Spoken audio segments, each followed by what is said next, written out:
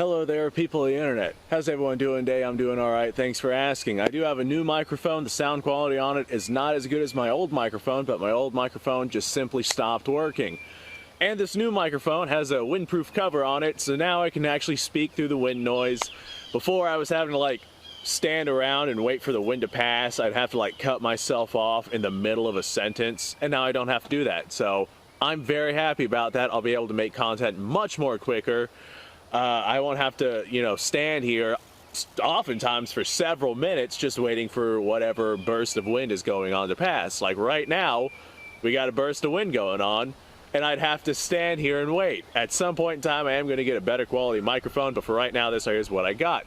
Today, we're going to have a discussion about why, in my opinion, a lot of people think I'm going to be, trying to spout gospel here, but no, this is just my opinion on the matter. If you do not have a shotgun of some sort, I highly, highly advise getting yourself one. And if you are a new gun owner or looking to perhaps get a new gun, a shotgun is an excellent choice for a first-time buyer that doesn't necessarily know a lot about firearms. Let me dive right into this. Alright, now if you already have your mind made up on something that you might want, if you already have a specific rifle in mind that you want, or a specific handgun or something, then by all means, go ahead and get what you want. But if you're the type of person to want something perhaps for home defense, or as, something to keep in your car or truck, or whatever situation it is that you have presented to yourself, and you don't really know what to get, a shotgun is an absolutely excellent option, especially if you don't know a lot about firearms. Now, I was talking to someone not too terribly long ago, and they decided to get their first firearm. Well, I guess it was like 3 months ago or so. They decided to get their first firearm, as a lot of people have, and this guy picks up a 6.5 Carcano, doesn't know anything about firearms, and this guy has an in-block Carcano. I mean, yeah, you can learn how to operate a firearm off of that thing, but I would have definitely recommended him get something, a little more modern, a little more universal, something with ammunition a little more readily available. But, he did him, and I'm doing me. My very first firearm was a single-shot Stevens 410 shotgun. It was my great-grandfather's, passed down to my grandfather, passed to my father, then passed to me. Great little firearm, still functions just fine. The hammer on it, you're gonna hear some birds screaming. Those are my peacocks. Their name's Kevin. I have 5 of them. The hammer on the Stevens 410 is broken, but it still functions. My first real firearm was a 9130 Mosin Nagant, chambered in 7.62 by 54 rimmed. Excellent little rifle. I have had 22s before that. I did have that 410 before that. But if it's a 410 or 22, I don't really count it as a legitimate firearm if it's single shot. And in my specific case, that's what I had. I mean, yes, you can learn off of that, but there's a lot that you can't learn off of a single shot firearm like that. But if you're looking for your first, a good shotgun's the way to go, in my opinion. Well, if you don't have anything else that you're specifically wanting. Don't go off and get yourself something that you don't know anything about, something that you can't find ammunition for, something that you can't find parts for if something does manage to break. Don't go out and get yourself something that's complex, that you're going to have no idea how to take apart or put back together or anything like that. Don't go out and get yourself something that's not, universally accepted if it's your first firearm and you don't know anything about firearms. Which is an excellent, excellent first point that I'm going to be making here. I have, as my example, a 12-gauge shotgun, a Remington 870. Here she is. Pump action 12-gauge shotgun. I think this one holds 6 rounds if memory serves. The Remington 870, the Mossberg 500, and the Maverick 88 are by far the most common 12-gauge shotguns that you're going to find. If you're kind of a smaller, weaker person, I recommend a 20-gauge. They're a little easier to handle and still can be just as effective against whatever target it is that you decide to put in your sights. Now, because these shotguns are so numerous, and they are very, very numerous here in the United States, They are very universal, meaning you can find parts and ammunition for them basically anywhere you look. The parts for these things are so numerous and at a ludicrously decent price. However, if you mess up your gun enough to require several parts, you're probably better off just buying yourself a new gun, because these guns are oftentimes quite cheap, especially on the used market. A good Remington 870 probably run you about 300 bucks. A Maverick 88 Mossberg 500 probably around $200. You can find them on the used market for even cheaper. As a matter of fact, I found one for like $150, pretty good shape, but it was used, so there you go. So just because of the universality, the readily available parts, the absolutely massive numbers of these that have been created, the price point on these, they're shaping up to be a pretty good first gun option. They are also very, very customizable. However you want your shotgun to look, if you're running one of the common models, there's plenty of aftermarket equipment out there to set up your shotgun however it is that you want it to look. In my specific case, I just have some standard, wood furniture on this thing and a shell holder on the butt plate. Now, the beauty about shotguns is they take a variety of ammunition. If you have a rifle, or if you have a handgun or something that's firing a single projectile, there's only so much you can do with that projectile. There's a lot that you can do, but there's a lot more versatility with a shotgun. Demonstrating some of the ammunition types that you can fire here in just a second. Now, I was thinking earlier today, just because of our situation, the pandemic and whatnot, these right here would make an excellent survival tool if you don't have access to modern manufacturing. The shotgun shells that you fire from these things can be picked up, remade, redone, just as you can with rifle brass ammunition. These shotgun shells can be reloaded, and you don't have to use smokeless powder to reload this thing. You can make these shotgun shells reloaded with black powder. Now, granted, you will have to clean your shotgun afterwards, but in the event of a global apocalypse, I don't think you're going to care about that. Black powder is much easier to make than smokeless powder. You can make it, you can make a lot more of it with what we have available around us. You can make smokeless powder, but black powder is much easier to make. And because this is not an automatic weapon, you wouldn't be able to run smokeless powder through an automatic shotgun, but a pump action shotgun or a single shot, you'd be able to run it through. Whenever black powder is fired from a semi-automatic anything, the black powder fouling, it just clogs up everything, makes it to where the gun doesn't run well enough to actually function. Even the modern indestructible AK-47s and AR-15s that are extremely reliable, extremely durable, you load those in with black powder, they don't last. Now, that there's not really a point. There was just kind of a observation that I made earlier. I wanted to share it with you guys just so we get that information out there. All right, now let's dive into some of the types of ammunition that you can fire from these things. 12 gauge shotgun, you can pick up very, very readily available. Birdshot, this right here is the cheapest, easiest stuff to acquire. It's all over the place, very numerous. Gun shops sell it, Walmart sells it, Target centers sell it. And whenever I say Target centers, I mean like outdoor stores and whatnot. Depending on where you're from, you might call it something different. Birdshot, very readily available. You can use it to get yourself quite a number of small game, be it birds, squirrels, rabbits, whatever it is that you're in the market for. But you don't want to use stuff like this for self-defense because it's not very lethal unless you're right on top of someone. Now, if you're in the most common 7 yards, self-defense scenario, then it'll probably serve its purpose well enough if it's all you got. But you don't want to be in the situation of having, this is all I got. That wouldn't be very fun to show off a shotgun and not at least shoot at some. So I will be launching some birdshot downrange. We're at about 45, 50 yards, somewhere in there. And I'm telling you right now that this is not going to do much damage to anything down there. It looks like this shotgun holds 5 rounds. This isn't going to do much damage to anything down there. I'm going to be aiming for the plasma screen down there. I feel like that's the only thing that we might see any sort of reaction to.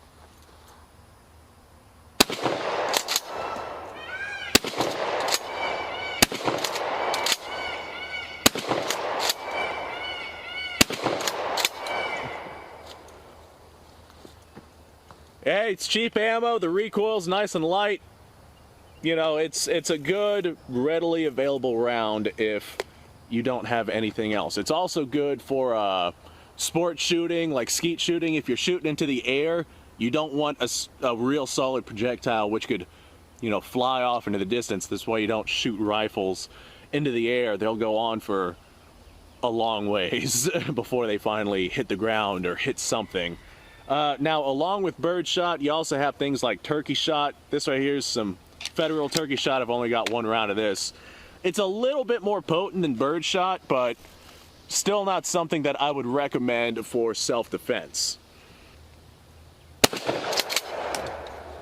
That was fun. That did kick quite a deal more than the bird shot. All right, now I do have just this line of ammunition. I have no idea if any of this is going to actually fire, but we're going to find out.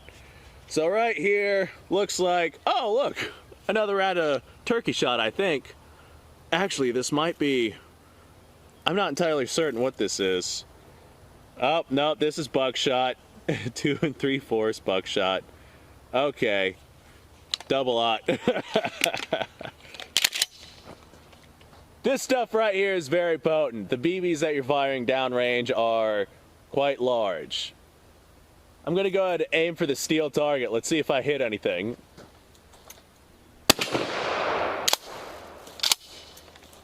Well, I hit it. I hit it pretty solid. This right here looks like number 8 double-aught buck. 2 3/4 shell. Now, I do have some stuff here. I'm not entirely sure what it is. This right here is some high brass, also buckshot. Yeah, that's buckshot, all right. This stuff is going to be significantly more powerful than that bird shot. Oh yeah, that adds some heft to it. Now the beauty about a pump action shotgun, like I said, I mean any 12 gauge ammo you can stick in this thing, it will fire, it'll work. A lot of your semi-automatic rifles like the AR and the AK, they'll run most ammo, but you might come across a specific rifle or something that just doesn't take a specific kind of ammo. Like I have a Star BM 9mm that just won't run brass ammunition to save its life, but it'll run steel case all day. With a shotgun like this, you can run anything. This right here, oh god, this is a 1 ounce slug. Oh, this will be fun. High brass 1 ounce slug, just because I have it with me. I'm going to go ahead and launch it at that steel target down there. Let's see what happens. That is a lot of power. I kind of want to go look at that. Holy crap, that was awesome. Alright, I do have another 1 ounce slug. I'll go ahead and fire this one out just for fun.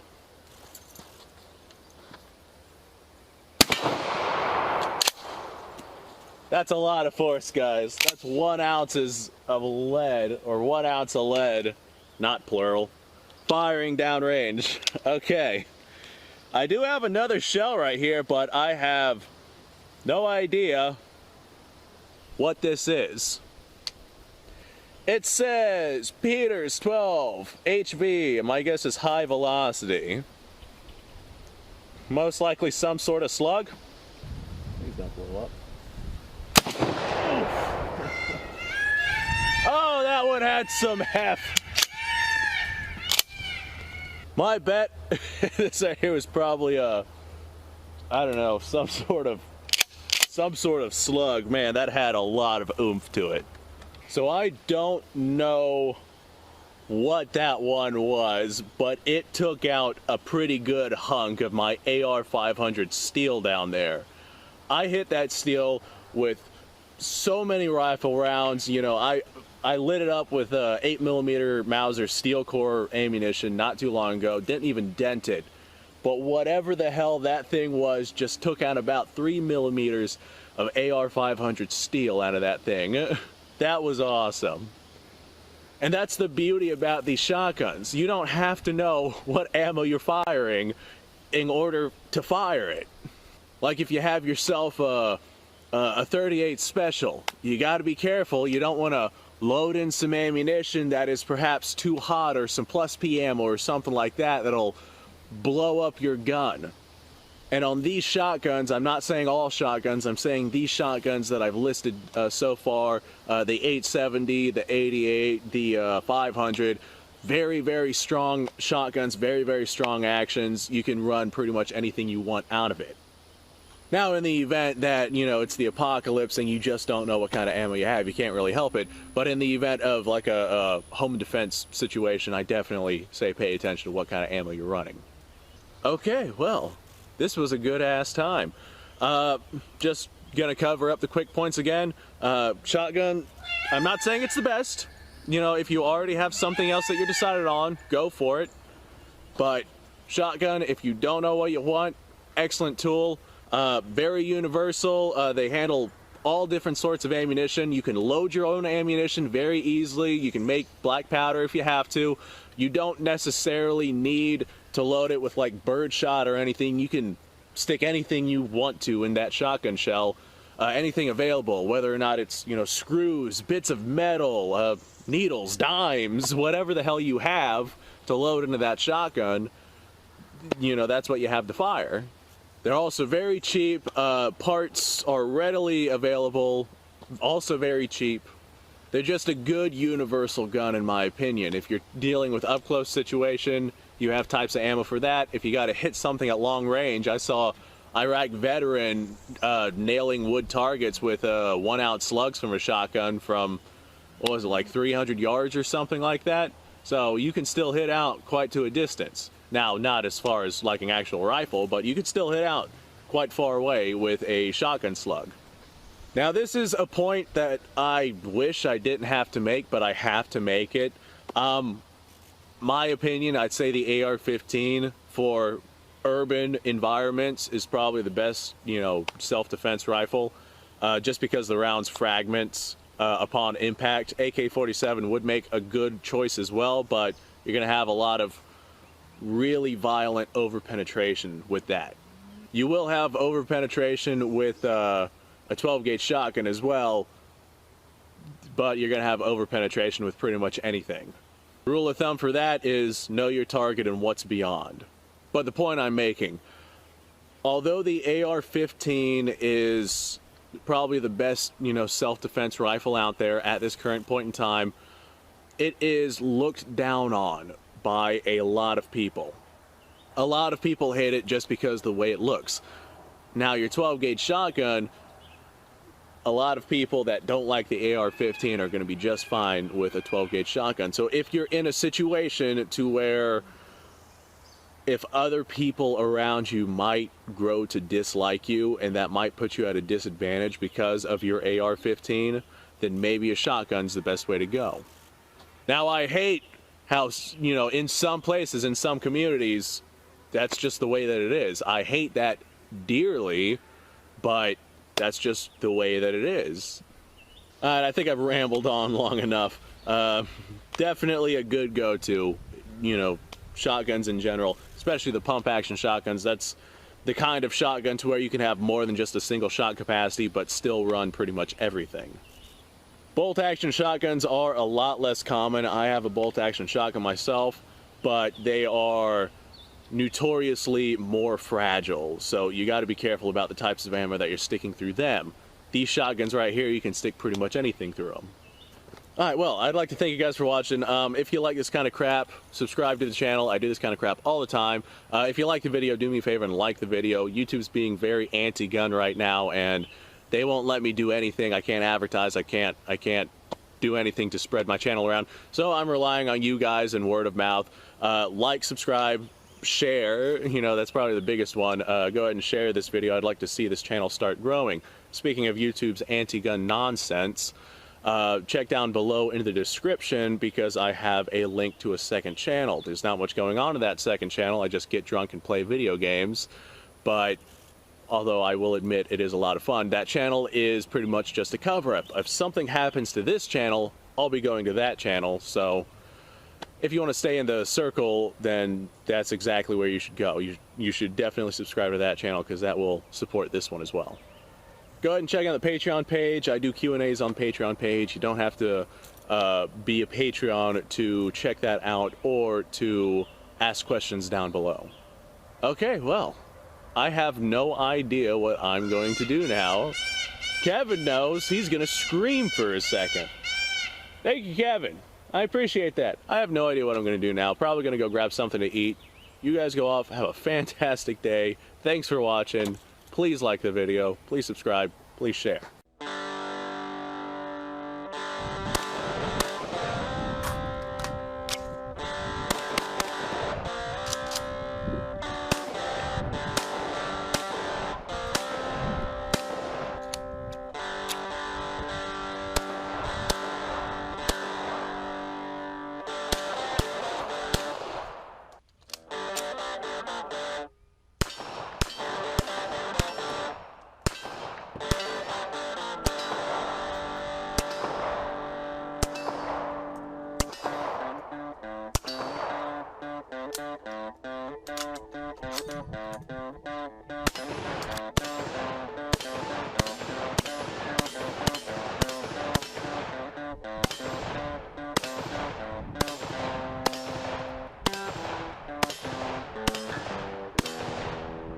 Been a little while since I've done this.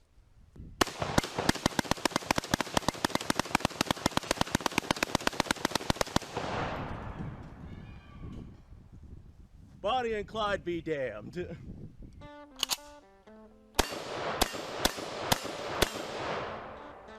Poor man's Garen. It's